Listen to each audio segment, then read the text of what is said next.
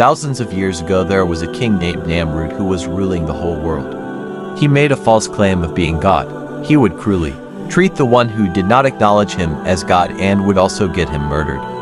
The then Nabi, Sayyiduna Ibrahim, was also put into the fire because he did not acknowledge Namrood as God, but by the command of Allah Almighty that fire became cool for him.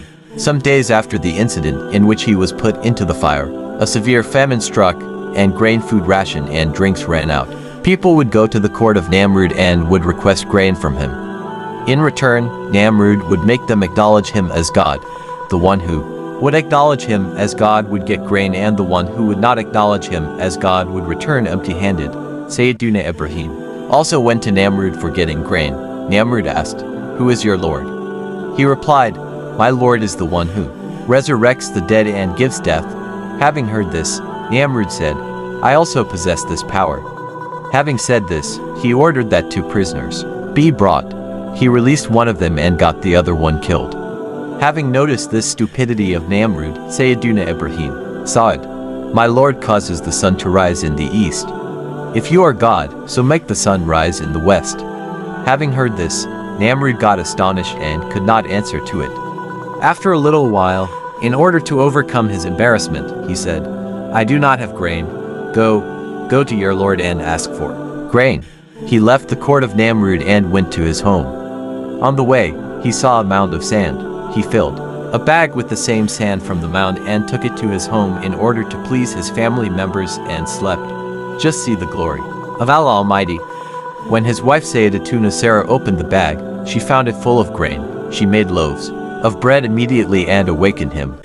Having seen them, he said, "From where have you got these?" She humbly replied, "These have been made from the same grain which you had brought in the bag." He realized that the sand had turned to grain.